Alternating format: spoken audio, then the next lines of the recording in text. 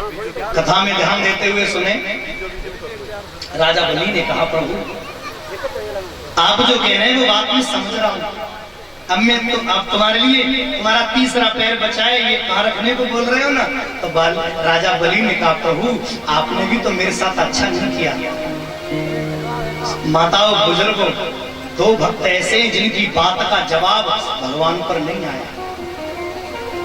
दो भक्त, और आप जानते होंगे उन दोनों भक्तों को, एक भक्त बलि और दूसरा भक्त बाली।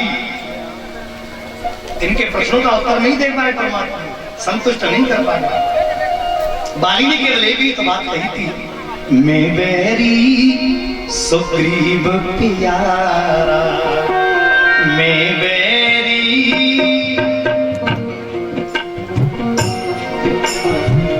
सरकार ये तो बात मेरी समझ में नहीं आई।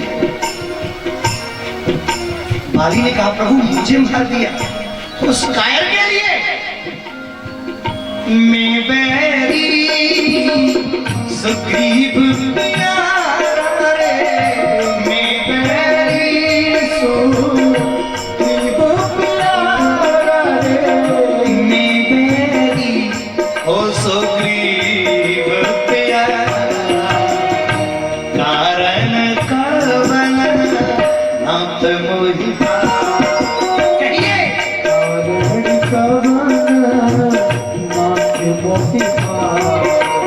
सरकार मेरी समझ में नहीं आया तुमने ये किया क्या?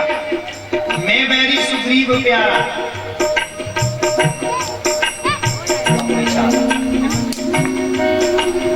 बताइए सरकार, उस कायर सुग्रीव के लिए और उस रावण के लिए। अरे सरकार, ये सुग्रीव क्या रावण से लड़ेगा?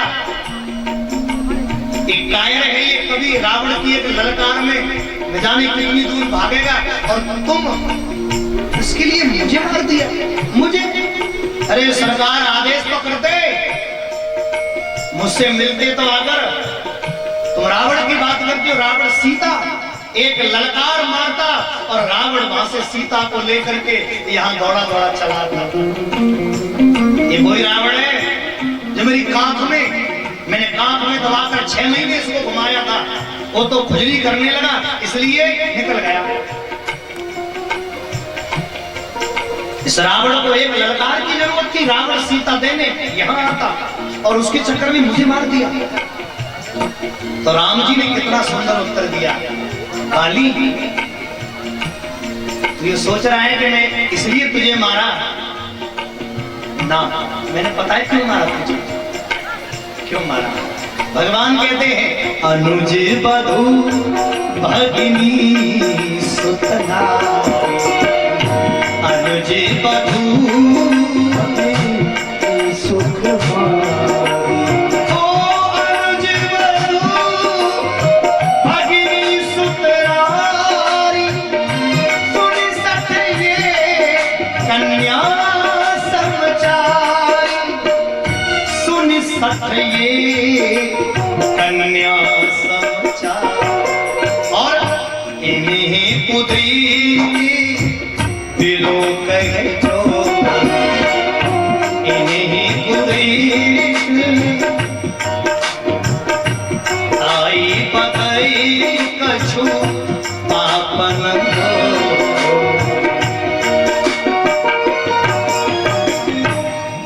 इन्हें जो कुदृष्टि से देखता है उसे मारने में कोई पाप नहीं। तो संतुष्ट नहीं कर पाए थे पूर्ण। हंसकर बाली बोला, प्रभु तो ठीक है, आपकी जैसी मर्जी, बड़े तर्क किए थे। अंत में राम को कहना पड़ा था, बहुत तुम्हें जिंदा कर दे। बाली बोला, अब सनम कहो प्रभु आप सामने हैं, अब जिंदा ना। मेरे श्रोताओं, ऐसा ही बलि ने कहा, प्रभु आप जिस रूप से मांग जांच करने आए, बार रूप से आपने नाप तौल को। अरे जब मांगने आए तो नेक से, और जब नाप तोल कर रहे तो सबके बाप बन गए। ये सरकार बात अच्छी नहीं है। तब भगवान ने कहा, रे बलि सुन, तुझे देना तो पड़ेगा। राजा बलि बोला, सुनिए प्रभु, अगर देना भी पड़ेगा तो कान खोल के सुन लो, एक प्रश्न का उत्तर दे दो। दान बड़ा होता है क्या दानी? भगवान बोले, दान से दानी दूना बड़ा होता है। इसका मतलब मैं अपने दान से दूना बढ़ाऊं? बोले हाँ। बोले तो है वो काम। आपने 2 पैरों में मेरा 3 लोग का दान नापा है, और मैं हूं सरकार 6 लोग के बराबर, क्योंकि दान से दूना बड़ा हूं। मैं 6 लोग के बराबर हूं। प्रभु मुझे नाप लीजिए, कम नहीं पड़ूंगा, एक ही पैर बचो है, मैं हूं 6 लोग के बराबर, नापिए। भगवान की आंखों में आंसू आ गया। कैसा अजीब आदमी है। नाप लिया प्रभु ने। राजा बलि की पत्नी से कहा, मैं तेरे पति से बड़ा प्रसन्न हूं, तू मोती कछु मांग ले। अच्छा, इस गांव के कुछ लोग ऐसे हैं, भाई लोग भी, जिनके पाए में कछु पदम सो लग रहा है। 1 मिनट में झट जहां, 1 मिनट में झट वहां। या तो शायद कथा में कोई दिक्कत है, या फिर लगता है कि भाई ठेठवा मांग लो। अरे तुम्हारे घर कोई अतिथि आवे और तुम घटिया छोड़ के बाहर निकल जाओ, वो चारों अकेलो बैठो रहे तो अच्छा लगेगा। जितना समय लेके आओ करो, उतना ही समय लेके आओ। बार बार आना जाना मत करो। एक बार आओ, समय हो तो बैठो, नहीं पे घरे सो। बार बार उठना बैठना अच्छा नहीं है भैया, मुझे डिस्टर्ब होता है। मैंने तो देखिए 1 मिनट में जाए रोड तक गए, फिर कुछ सोच के फिर बैठ गए। ऐसे नहीं। अरे हम जहाँ मन से कथा कर रहे हैं तो आप लोग मन से सुन। कितने अच्छे तरह से लोग बैठे हैं। 2-4 लोगों की वजह से दिक्कत होती है, तो भाई बहन सुनो भाव से। बहुत सुंदर भावना। हाँ, परमात्मा राजा बलि की पत्नी से कहा, तू कुछ मांग ले। राजा बलि की पत्नी बोली मैं। भगवान बोले हाँ, तो कह रही है, चाहे मांग ले राज और तिहुपुर को,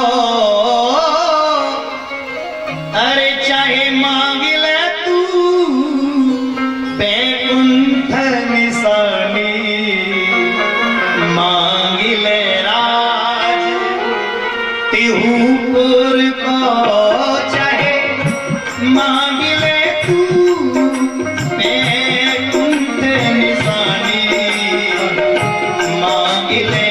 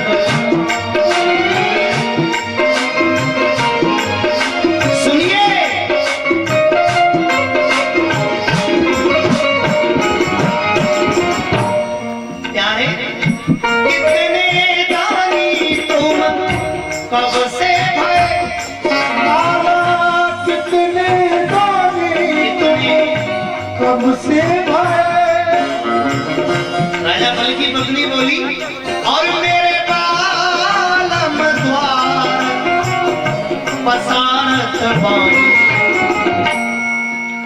अरे मेरे पति से मांग रहे थे और अब मुझे दे रहे हो। सुनिए, चाहे लौट के गंगा पिछाड़ बहे, तुमसे भिक मंग मंगन पे मांगेंगी नहीं, लौट के गम के पछाप बहे तुमसे मंगन से मांगत नहीं। भगवान हंस गए। राजा बलि बोला प्रभु तुमको मैं मांगू? बोले मांगो। राजा बलि बोला मैं मांगू सो दोगे? बोले दूंगा।